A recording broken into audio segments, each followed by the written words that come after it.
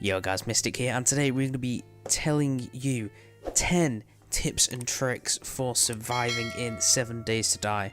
So we've got a lot of information to go around, so let's get into it. Okay, so tip number 1 is attribute clothing. So as you can see, we've got these different types of clothing here that you can equip to yourself. So we've got the tough guy sunglasses, the nerdy glasses, the lucky goggles, the cigar, the ski goggles, the shades, and the cigarettes. Now each of these do have different attributes. So the tough guy sunglasses give you 1 plus fortitude, nerdy glasses give you 1 plus intellect, 10 plus XP gain, and minus 10% crafting time. The lucky goggles give you 3 loot bonus and 1 dig radius reduction. The cigar gives you 10% plus more bartering and 1 strength. The ski goggles give you plus 1 agility, the shades give you plus 1 perception, and the cigar gives you 0 strength but 10% bartering. So if you've got nothing in your eyewear slot, make sure you do have one of these equipped, because they're going to help you out in survival. Okay, so tip number 2 is our books and schematics. Now there are 182 total schematics in 7 Days to Die, ranging from weapons to clothing to grenades to all sorts of resources and vehicles that you do need to learn. So obviously you want to learn them all, because having these unlocked is going to help you massively survive. Especially if you've got the auto shotgun, which is one of the best weapons. You learn in that and you can craft it. That's going to help you on your horde nights decimate the zombies. Okay, so next we have the books that you can learn. Now there are 133 total books or volumes that you can learn of each thing, and there are mainly 7 of each volume that you can learn. So obviously you want to learn all of these volumes or books because they give you massive increases. So like for the first one, the Night Stalker Volume 1, use the cover of night to inflict more damage to your prey. You do 10% more sneak damage. So having that learned is a massive buff. So if you learn all 7 of these books from one volume from Night Stalker, you'll get an overall buff just from having read all 7 of them. So you want to learn and read as many of these books as possible, so you have the greatest hand at surviving the zombie hordes. Okay, so getting into our third tip. Now if you are fighting any wolves or you see any wolves about and you need the meat, one thing you can do that would help is use wooden frames. Now frames are one of the biggest tips I can give you right now. So obviously the wolf would be further away than this, but I've just got him on pause right now. So if you just build yourself up a 2 wooden block here with your wooden frames, obviously you'd have a little bit of wood on you and your stone hammer. You can stand here and we can let the wolf come towards us. Obviously he can see us, but he cannot hit us, but we can hit him. And obviously he runs away and you can kill him, so it's an easy defense against wolves or zombies. Not really zombies, but you just want to use it for the wolf over there, because you can hit him. And obviously if your block gets damaged, you just right click and heal it with your wood. Okay, and another tip that you can do with the wooden frames is if a zombie is trying to break out of a door, you can simply unlock them here and fire them this way. So you're out of harm's distance, but you can still take out the zombie scum. Okay, so tip number 4 is if you are going to loot any POI and you're full up on your inventory space here, one thing you can do is just place a secure chest down outside, and this doesn't cost a lot. It only costs 10 wood, so you can get that really easily. And just put some of your non-essentials in the chest here so you can free up your inventory, and then you can go loot the POI and have no worries of getting encumbered. And once you've gone out, or if you go back to your base, wherever it is, you can just mark this chest on your map by scrolling into yourself, right clicking, You can either do a quick waypoint or you can save a waypoint and call it chest.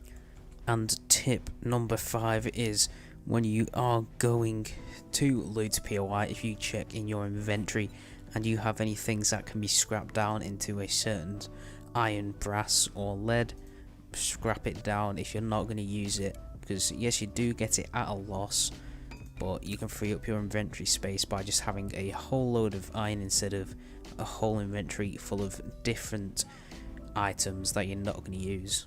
And our 6th tip here is always remember to scrap down cars with your impact driver, or just scrap down things in general. So as you can see, there are 3 types of car level that you can come across. There is 2 that you can loot, which is the one that have the empty red sedan or blue sedan, it doesn't really matter. So you can loot these both, and they both come with different stages. So if you've got your impact driver here, all you do is simply left click and you get a lot of resources from this. So as you can see, it has gone down to the 2nd level, and for the 1st level you mainly just get your mechanical and electrical parts and some iron. And on this 2nd level here you can get your gasoline, your engines and your brass radiators. And on the 3rd one you get your springs, your headlights and oils. So if you have an empty, or if you have a impact driver or a wrench, use these on your cars every time you see them, loot them and then scrap them down immediately, because as you can see we'll scrap down these 3 cars and we'll see what loot we actually get from it. Okay, so as you can see there, we simply just scrapped down 3 cars and we got 1.5k of fuel, we got 114 iron, 16 electrical parts, 16 mechanical parts, 4 electrical parts, 5 oil and an engine. So scrapping down these cars or anything is much needed, because it gives you the very good resources that you are going to need later in the game. And just quickly, there are some other things that you can use a wrench or an impact driver on. One of them is air conditioning units. So these things with the fans, they only come with 300 hit points, and you can get some iron, short iron pipes and most of the electrical parts.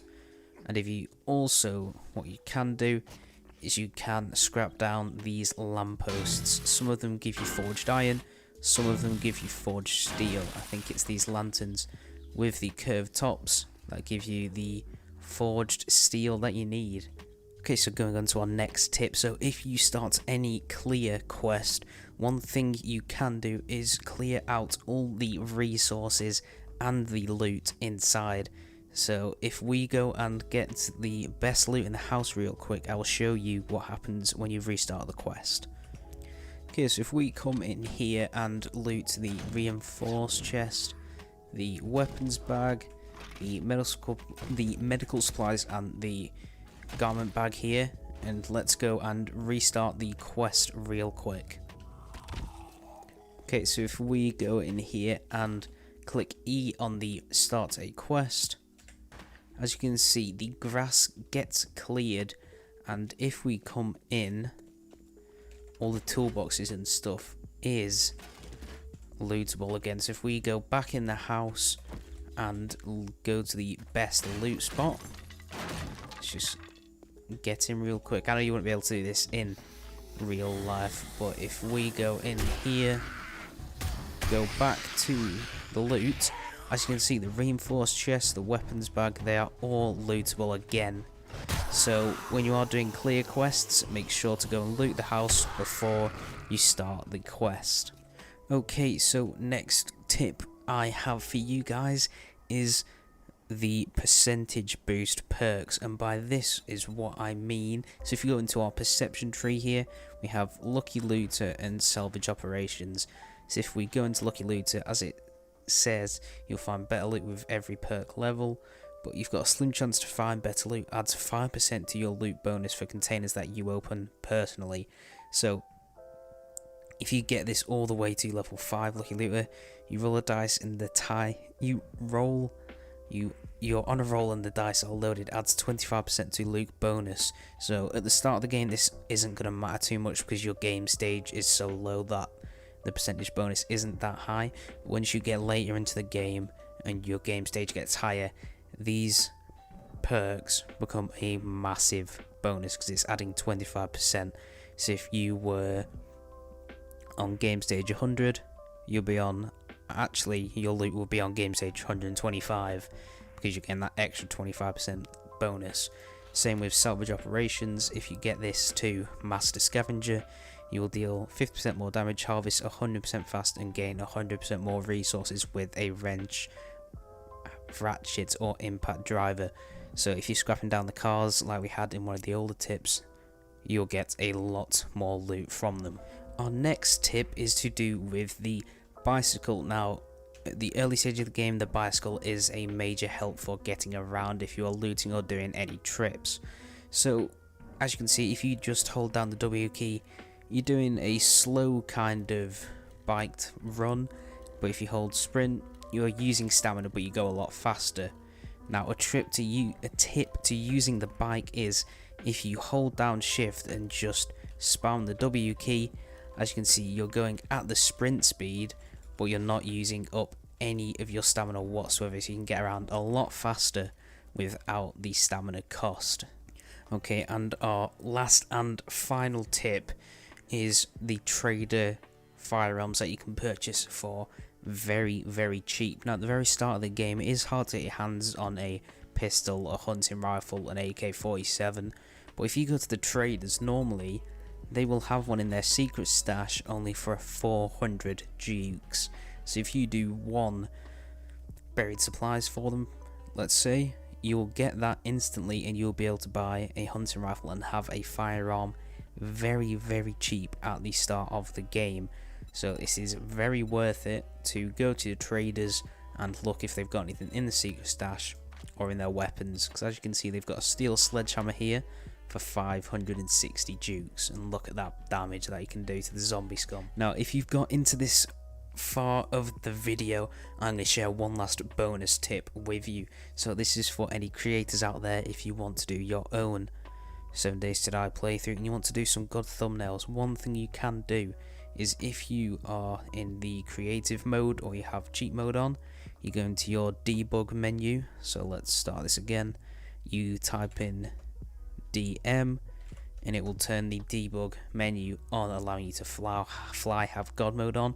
And for thumbnails, if you click your F5 button to go into first person mode, your P key, that in fact stabilizes your camera so you can move around and make all the cool thumbnails that you want. So guys, if you did in fact enjoy this video and thought these tips were helpful to you whatsoever, please smash that like button down below, subscribe if you're new here, and leave a like on the video just in case you liked it. This has been Mystic, and I'll see you in the next episode. Peace.